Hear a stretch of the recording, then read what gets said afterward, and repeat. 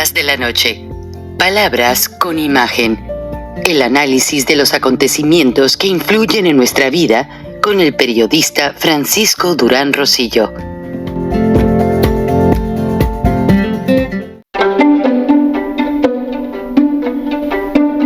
Frank Durán Rosillo te saluda y los saluda a todos ustedes, su amiga María Celeste Raraz, para invitarlos a que se suscriban a mi canal de YouTube, María Celeste Raraz, tal como mi nombre, donde les informo todas las semanas sobre entrevistas que tienen un tema que ayuda a mejorarnos como personas y de paso son interesantes.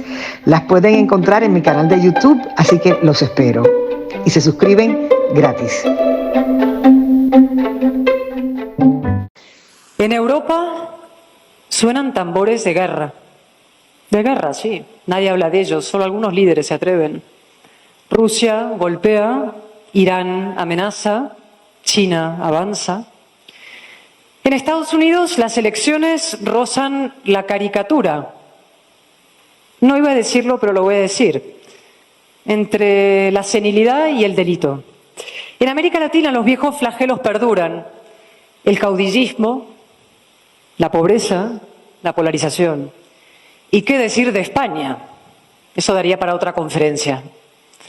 Y sin embargo, yo no consigo desanimarme y ustedes tampoco deben hacerlo.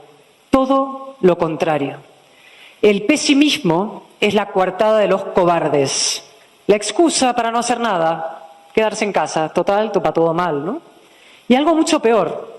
El pesimismo es el mejor aliado del populismo y del autoritarismo. La vida al baño María no existe, y mucho menos la militancia democrática, el patriotismo al baño María. Defender la libertad, denunciar el abuso de poder, combatir el crimen y la corrupción, nada de esto puede hacerse sin un alto grado de resistencia, sin conflicto y sin coste. A veces ese coste supera lo más sagrado. Pienso en mi queridísima amiga María Corina Machado, una heroína en Venezuela, en Alexei Navalny, un mártir en Rusia, asesinado por Putin, en el valiente Zelensky, luchando en Ucrania por la democracia, por la libertad de toda Europa, en las mujeres iraníes ejecutadas por el simple hecho de quitarse el velo y pasear sus melenas al viento. Y pienso también en los cientos, se dice pronto, de políticos mexicanos asesinados en los últimos años por defender sus ideas, sus proyectos distintos. Su sacrificio nos señala el camino y nos recuerda también de dónde venimos. La construcción del orden liberal costó sangre, sudor y lágrimas. Lo saben muy bien los grandes industriales de Querétaro, que son de los más importantes, no solo de México, sino del mundo, ¿no? Las empresas compiten hoy salvajemente para captar talento. Lo que buscan es talento. Pero para poder captar talento, antes tiene que haberlo. Y a este ritmo cada vez habrá menos. Uno de los fenómenos más alucinantes y nocivos de la última década es precisamente la destrucción de la figura del experto. Derribado de su pedestal, como las estatuas de Cristóbal Colón, o de Washington, o de David Hume, la de Churchill la intentaron tumbar también. Lo llamaban racista, Churchill, que acabó con el nazismo. Bueno. El periodista degradado a la condición de tuitero. El parlamentario, yo, convertido en palmero, ¿no? Los que aplauden al grupo. Los científicos homologados a los curanderos. Y en cambio, el influencer erigido en maestro preceptor, ¿no? El instagramer, lo máximo, un oráculo. Y cualquiera elegido presidente del gobierno. Flotamos en la era de la mediocridad. El conocimiento, la experiencia, el mérito, los hechos, la ley, el esfuerzo, los pilares del progreso han sido arrumbados, apartados, como si conformaran un canon caduco, el reaccionario mundo de ayer. México, esta nación admirable, este país formidable, esta potencia económica y cultural impresionante, está siendo tomada por el crimen organizado con la complacencia de quienes deberían defenderla. Abrazos, no balazos. Más bien abrazos a los que dan balazos. El eslogan, como dije entonces, es muy bonito, redondo. El resultado, en cambio, es devastador. Devastador para la democracia y, sobre todo, para los jóvenes. Miles de jóvenes mexicanos se están matando y muriendo. Miles de jóvenes mexicanos están viendo truncadas sus vidas en los cementerios y en el AMPA. Y esto no es responsabilidad solo de los criminales. También lo es de quienes diseñan y aplican las políticas de seguridad. Para eso estamos los políticos, los gobernantes. Hay dictaduras en las que se vota casi religiosamente. La Rusia de Putin, por ejemplo, la Venezuela de Maduro, la Nicaragua de Ortega. El populista es el burro de Troya de la democracia. Y digo burro porque no vamos a ennoblecerlo con lo del caballo. El burro de Troya de la democracia, que se aprovecha la ignorancia, además. Se disfraza de demócrata para reventar la democracia desde el interior. Convoca elecciones, sí, pero luego hace trampas. Manipula el censo y las encuestas. Compra votos. Una paguita por aquí, un subsidio por allí, una ayuda por allá. Hace campaña a favor de sí mismo, de su marioneta, aunque la ley lo prohíba. Y sobre todo utiliza los recursos del Estado, es decir, los de todos, para sabotear a sus adversarios. El populista tolera que exista algo llamado oposición, algo llamado Congreso, algo llamado Poder Judicial, pero luego los acosa, los doblega y los anula. En una falsa democracia populista hay contrapoderes, sí, pero son de cartón piedra. Hay jueces, sí, pero sirven al gobierno. Hay un Instituto Electoral Nacional, pero el gobierno lo controla o lo intenta controlar. Hay leyes, sí, pero el gobierno las aplica a conveniencia, látigo para el adversario, impunidad para los amigos. Y también hay periodistas, por supuesto. El populista tiene dos pésimas costumbres. La primera consiste en tratar a los ciudadanos como si fueran niños menores de edad, a los que no se les puede decir la verdad, no vaya a ser que no la entiendan, o peor aún, que sí la entiendan y luego no les voten. Esa pésima costumbre se multiplica en los discursos dirigidos a los jóvenes. Ahí el populista se convierte en el hada madrina de un cuento infantil. Todo mimos, todo halagos, todo promesas de imposible cumplimiento. En realidad, más que una hada madrina, el populista es un padrino, a lo Vito Corleone. O por seguir con la metáfora cinematográfica. ¿Se acuerdan del Libro de la Selva? Versión Disney. Hay un personaje. El populista es como la serpiente Kaa, que le canturrea a un hipnotizado Mowgli. Confía en mí, solo en mí. Mientras va enroscándose a su alrededor para devorarlo. Estimados jóvenes, ustedes tienen en su mano que la política no sea un barrizal, un lodazal, donde chapotean pícaros, egoístas, corruptos, mediocres, y en cambio se acerque a su ideal, la gobernanza íntegra, integradora, inteligente de la casa común de los mexicanos. La razón necesita representación y la necesita de forma urgente. Así que despierten, interésense en la política, implíquense en la política, opinen de política, incluso practiquen la política de forma activa o como mínimo pasiva, con la movilización y con el voto. Ya después de tantas cosas que se han dicho en la prensa internacional, el Financial Times le dedica una página completa al presidente López Obrador, pero no para hablar de su trabajo, puesto que no ha hecho nada. Bajo el titular, ¿cómo en México los carteles de la droga prosperaron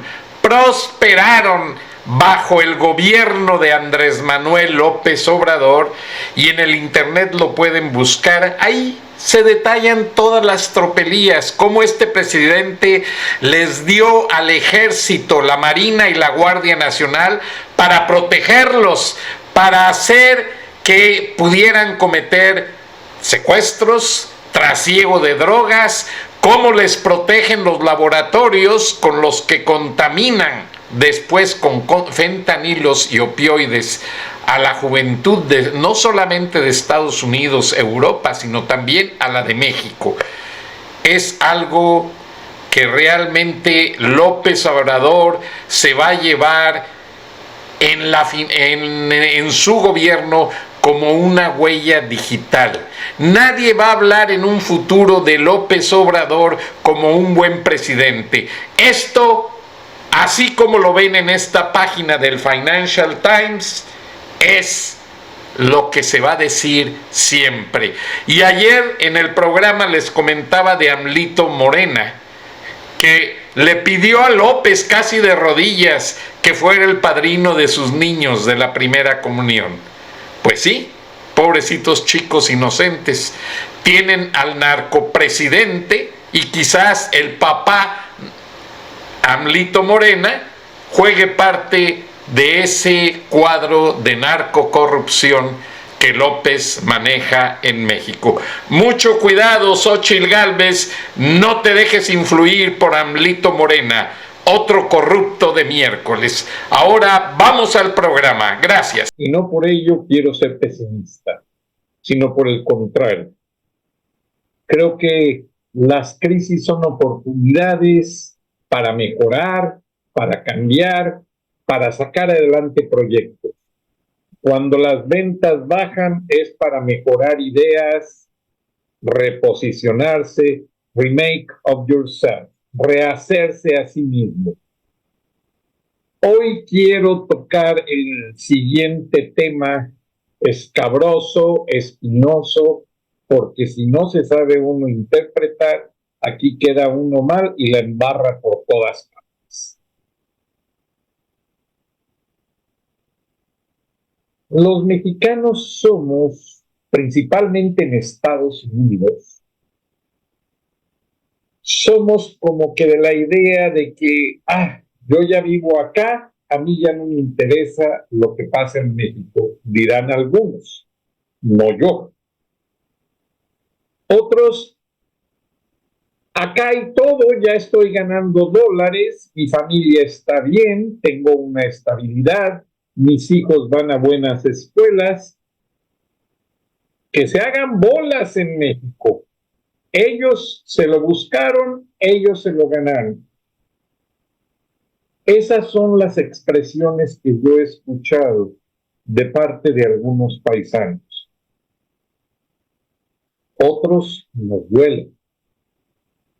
Nos duele de sobremanera porque tenemos nuestra sangre todavía en el terruño, como diría el hermano que nunca tuve.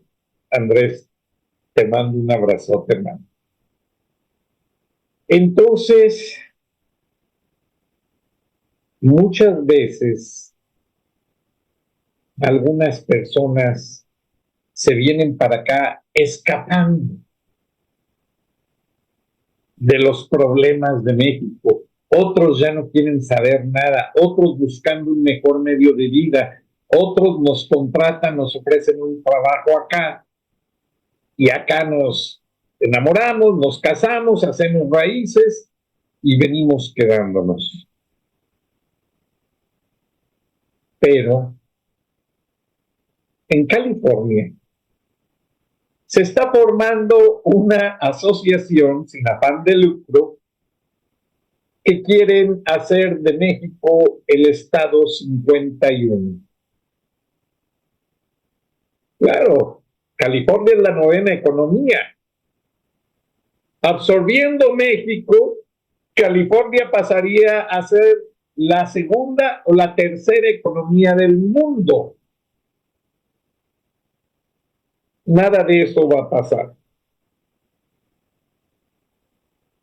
México tiene lo suyo, Estados Unidos tiene lo suyo. Los dos tienen problemas como países. Los dos amanecen con muertos todos los días, por razones múltiples. Los dos tienen deuda pública inimaginable. Los dos han tenido situaciones de corrupción y es innegable. Lo que nos pasa a los mexicanos radicando en Estados Unidos es que a muchos les gusta la dulce vida. Ejemplo, y discúlpenme porque este artículo lo publiqué en el Grupo Visión, radio, televisión y periódico, grupo donde se transmite este programa. Abrazos a la audiencia. Y en una ocasión hice una historia sobre las mujeres que se casan con norteamericanos. Olvídense, al agarrar el apellido anglosajón, Smith, Johnson, whatever, ya no quieren ni voltear a ver a los mexicanos. Ellas ya se sienten una raza superior, la gran mayoría. Y me tocó ver casos de algunas que los gringos les dan sus cachetadas, se divorcian, pero no se quitan el apellido anglosajón. Para mí fue muy curioso que me tocó ver los temas de cerca. Y pues yo estoy casado con mexicana, aunque ya está en el cielo, nunca dejaré de estar casado. Y la situación es que a mucha gente se le olvidan sus raíces. Y miren que a mí el apellido Durán es irlandés, se fortaleció mucho en España, y yo no sabía que era irlandés hasta que hablé con una amiga que trabaja en Coca-Cola, una gran amiga, una intelectual. Intercambiamos muchos puntos de vista. Ella está en el área financiera, no puedo mencionar su nombre, pero nos reunimos periódicamente para tomar un café y intercambiar asuntos. Por ejemplo, en la cadena de televisión Atlanta News First de CBS o afiliada a CBS, comentaron que el principal contaminante de plásticos en el mundo es de Coca-Cola Company. El tema, pues, penetró demasiado, imagínese usted. De inmediato, este corporativo, con base en Atlanta, Georgia, se comunicó con algunos medios y yo, pues, por mi tiempo, 24 años en la compañía Warner Media, Turner Broadcasting System, y luego en Fox Television, mi amiga me habla y me dice, oye, Frank, esta situación no es cierta. Eso de que Coca-Cola sea el principal contaminante de plásticos no tiene sentido. Y me llevó a los números. En Estados Unidos todo lo rigen por números, por estadísticas. Acá las situaciones se contestan con números, no con retórica barata, como en México. Fuimos a los números y me dice, mira, Coca-Cola en los últimos años ha tenido tantos competidores que ya no le permiten ser el número uno. Es líder en marcas, pero no es el número uno. Número 2, Coca-Cola recicla desde hace más de 2 años sus botellas y eso lo aleja tremendamente de ser un líder en materia de contaminar con plásticos. Y me tocó el tema que muchos economistas mencionaban hace años, diciendo que el día que un país produce sus sodas en lata, es un país poderoso. No es cierto. La lata es el medio más fácil de reciclar, también el más peligroso. Luego les dedico un tema a este aspecto. El país que mejor recicla su presentación, o sea, su embotellamiento, es México. Y lo hace en botella de cristal. Y lo hace muy bien. Vamos a las tiendas y las grandes cadenas venden la Coca-Cola embotellada, producida en México orgullosamente, por 2 razones. por el sabor y por la botella, que no se convierte en basura. Acá en Estados Unidos hay gente en los poblados donde hacen vasos de la botella de Coca-Cola. Yo fui en una ocasión al Museo de la Coca-Cola y hay quienes hacen platos de cada botella de Coca-Cola, platos de cristal, muy resistentes, muy bonitos. Entonces, después de discutir todo esto con esta amiga de ascendencia irlandesa, fue quien me dijo que mi apellido proviene de Irlanda, que mi patronímico no es español, y me mostró una publicación, me hizo ver algo muy interesante. Que ellos ven que en México Coca-Cola tiene su principal línea de distribución. Cuando ellos entrenan a un gerente para mandarlo a otra parte del mundo, hacia a donde usted quiera pensar, para establecer la línea de distribución, ¿dónde cree usted que lo entrenan? En la Ciudad de México. Cuando quieren entender los sistemas de pérdidas, ya sea que se les cayó un case, un caso con botellas, se rompieron, cuando quieren entender la manera en que alguien se roba por ahí una botellita por el calor y se la toma, todo eso lo entrenan en México. ¿Por qué México? La Ciudad de México es la ciudad más cosmopolita después de Tokio, Japón, más poblada, más contaminada, con una infinidad de problemas, pero que a muchas compañías norteamericanas les sirve de modelo para establecer un esquema en anales de distribución, de ventas, de programación, de reposicionamiento de mercado. De hecho, cuando yo estuve en Turner Broadcasting System, la vicepresidenta Charlotte Lennart Engel, cada vez que viajaba a México, se fascinaba viendo que los aviones dan una vuelta para llegar al Aeropuerto Internacional de la Ciudad de México y pasan 15 minutos volando sobre casas. Y ella siempre decía, imagínense esta ciudad tan poblada, con $1 que ganemos al mes por cada household, por cada casa, la empresa va a estar adelante. Son miles y miles y miles de casas, cientos de miles.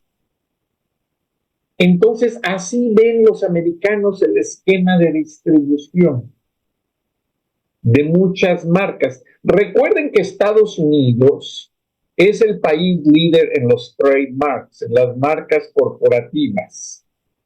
Y de ahí pasan a muchos lugares del mundo.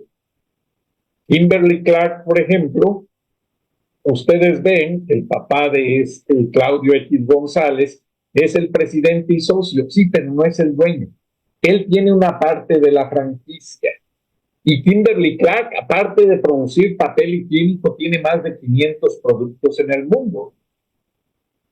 Y así hay empresas alemanas, españolas, inglesas, japonesas, que se establecen en Estados Unidos y de Estados Unidos inician su red de distribución hacia países de América Latina, empezando por México. ¿Por qué todo este referencial para entender a nosotros los mexicanos? Es para definir simplemente una cosa. Los mexicanos somos buenos cuando se trata de ganar dinero, cuando se trata de hacer competencia económica, marcas, mercados.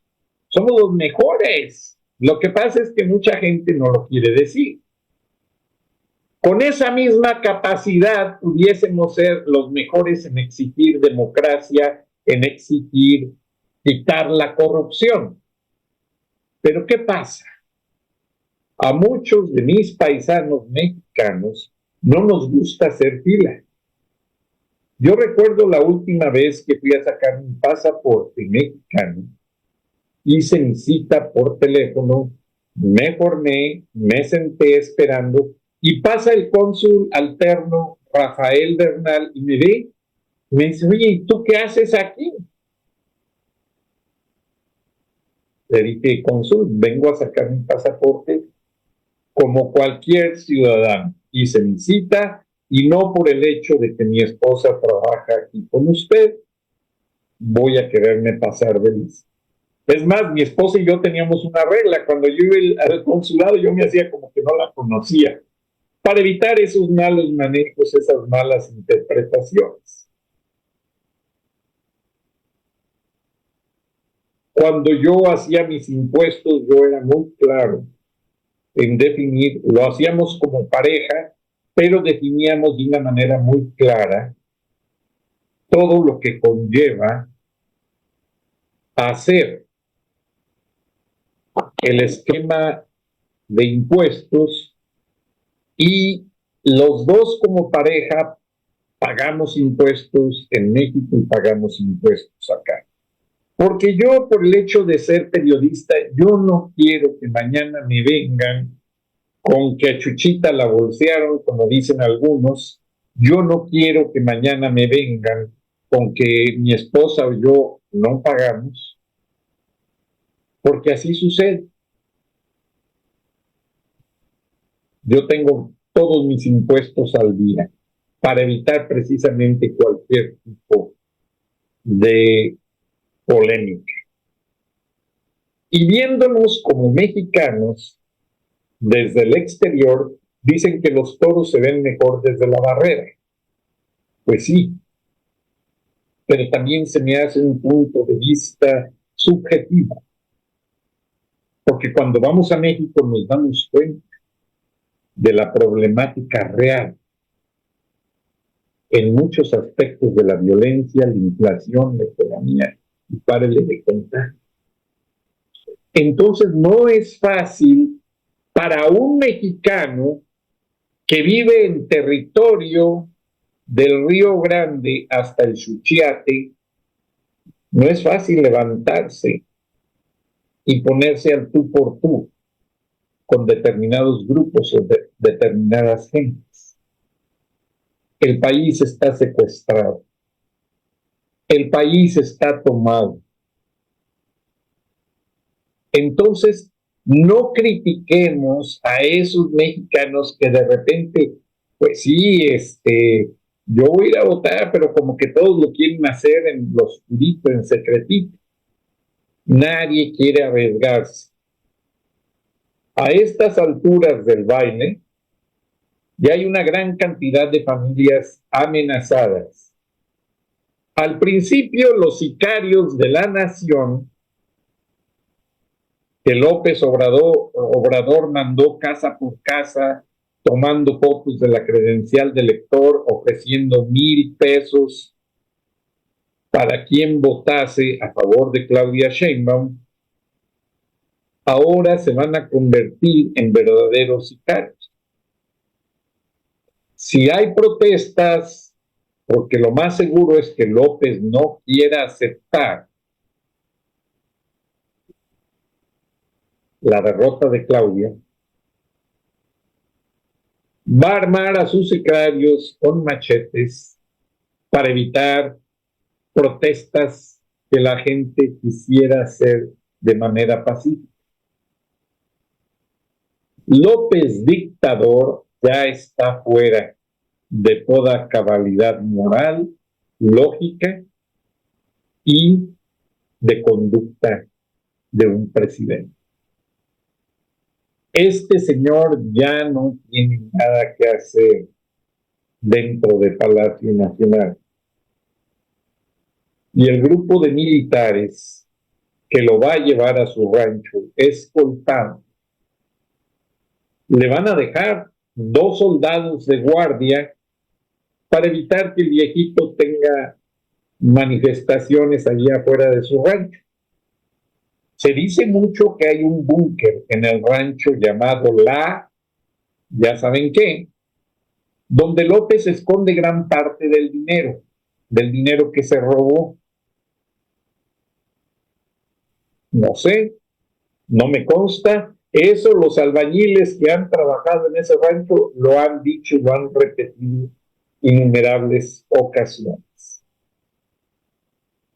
Entonces, México en unos días, pues imagínense, ya cada vez que veo el calendario me da escalofrío, porque se acerca más el 2 de junio, pero también se acerca más la incertidumbre.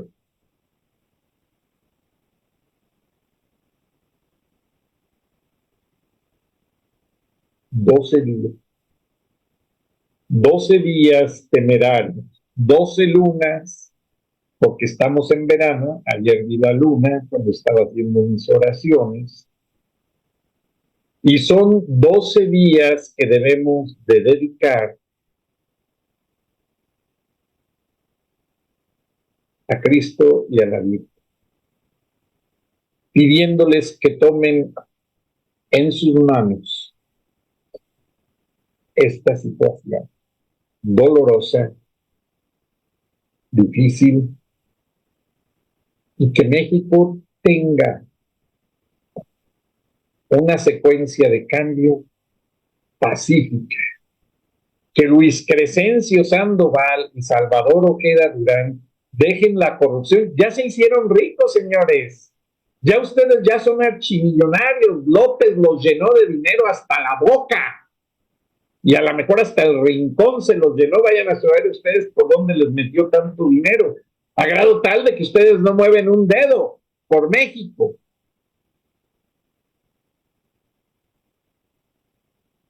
Por la paz. Por el bienestar social. De tanto mexicano que ya no puede dejar a su hija salir sola a la escuela. Ahora los padres, los abuelos son como un guarura que van con la niña a la puerta de la escuela y afuera están esperándola y vámonos de regreso a la casa. Cosas que antes no se veían. Y si se veían era por un lazo afectivo, no por una desconfianza social.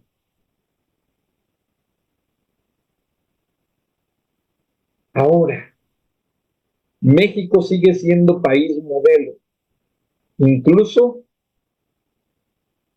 hasta de corrupción. López Obrador adora a los chinos, les quiere entregar el territorio nacional, pero el muy ignorante no sabe que los chinos fusilan a sus políticos corruptos. En Japón, yo me he encontrado monedas de oro en una jardinera, nadie las toca. Mis amigos japoneses me dicen, Frank, si tú ves un billete de $100 tirado, no lo toques, solo agarra un ladrillito cerca y pónselo a un lado para que no se vuele con el viento. La gente no lo dice, pero la ley del samurái existe todavía para los nipones. El que roba, le cortan el brazo con el que robó. El crimen es muy castigado en Japón.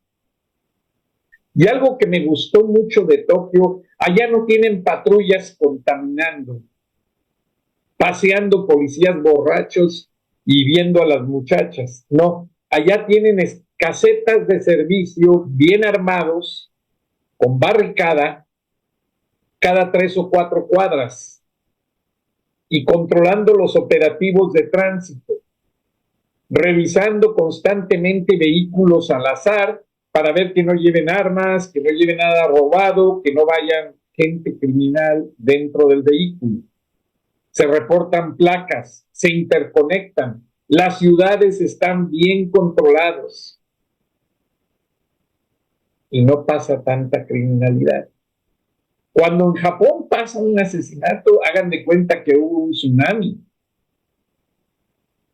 porque es difícil ver en esta cultura una situación como tal. De la misma manera, nosotros como mexicanos desperdigados en el extranjero, reconocemos las cosas buenas de México y las cosas malas. Hay quienes ya no quieren vivir, Mandan su dinerito y dicen, cuando fallezcan mis padres, solo voy y les doy santa sepultura y yo ya me regreso acá y me desentiendo de que existe México. No es cierto. Eso nunca va a pasar. Porque al México lindo y querido lo llevamos aquí y acá. La nostalgia, las grandes memorias, los grandes momentos están arraigados. Por ese arraigo, por esa atracción sentimental y de lógica moral, vamos a votar. A votar por ese México que dejamos atrás y al que queremos regresar para morir. México lindo y querido, si muero lejos de ti. Que no digan que estoy dormido, porque yo sí quiero que me lleven allí. Y yo sí quiero un gobierno honesto en su totalidad y del cual ya los mexicanos no tengamos que pensar en cruzar la frontera para vivir mejor. En México se vive bien y se puede tener todo, gracias a Dios,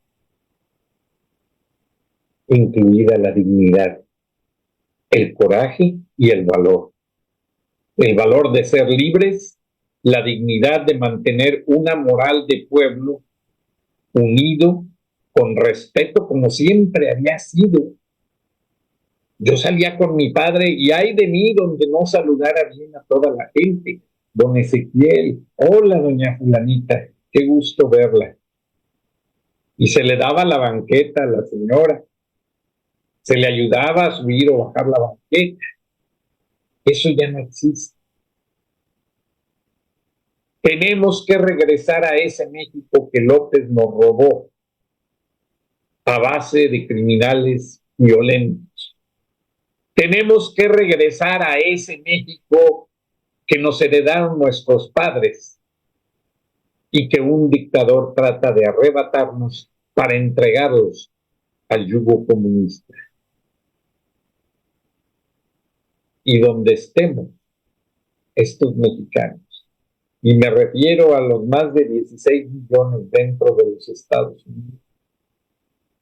Yo no sabía que hay más de 5 millones de mexicanos en las Fuerzas Armadas de los Estados Unidos, perfectamente bilingües, y que el Pentágono los está estacionando en la frontera como parte del operativo. Y mayo me voy a quitar de la pantalla porque mayo es el mes, ay cañón, no se ve mayo, es que está arriba dice May Military Appreciation Month, mayo, mes de apreciación a los militares. Entonces, ahora que el Pentágono está tan interesado en mantener la paz social de México, les pido a estos soldados mexicoamericanos que piensen con ambas nacionalidades, que solo se encarguen de los corruptos y de los narcotraficantes, porque la sangre de un pueblo sufrido ya ha sido derramada en demasía. Ya no vale la pena derramar más. El México lindo y querido está en los corazones de todos. Y si hoy tenemos que dar nuestra vida por ese México, que sea con la dignidad de ambos pueblos.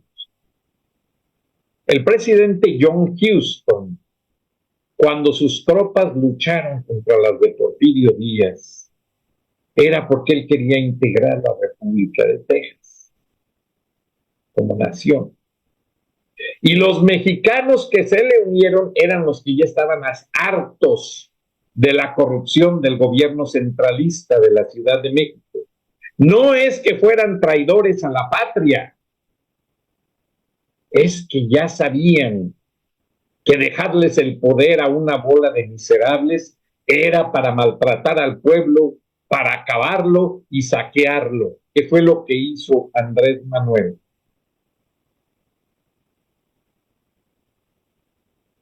Podríamos decir que muchos territorios como Texas, Arizona, California, Nuevo México han sido recuperados por mexicanos. Pero yo que he viajado por todos esos estados, les he preguntado, oye, ¿y tú quisieras que California volviera a ser parte de México? No. Lo primero que te contestan. Y como les comenté, están haciendo una organización que quiere hacer de México el Estado 51. Pero muchos se oponen y eso no va a ser posible porque dicen, ¿para qué queremos un México con una bola de corruptos que van a venir a acabar con este gran país como ya lo están haciendo con México? Buenas noches, buenos días. Vean los videos. Nos vemos y nos escuchamos mañana. Y feliz Memorial Day. Feliz Día de la Recordación a todos aquellos caídos en las guerras en las que Estados Unidos, el policía del mundo, ha tratado de mantener la paz. Buenas noches, buenos días. Nos vemos y nos escuchamos mañana. Hasta entonces. European nations, Norway, Ireland, and Spain just announced they're now recognizing a Palestinian state. Israel immediately responded by recalling its ambassadors from Norway and Ireland. Dozens of nations on other continents have long recognized Palestine, but the US and most of Europe have not gone as far. Israel's foreign minister says these nations are sending a message that terrorism pays.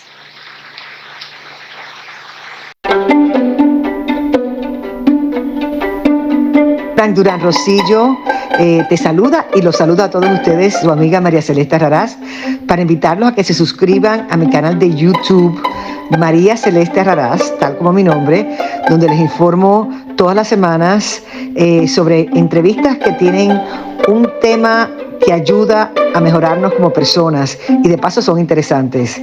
Las pueden encontrar en mi canal de YouTube, así que los espero. Y se suscriben gratis.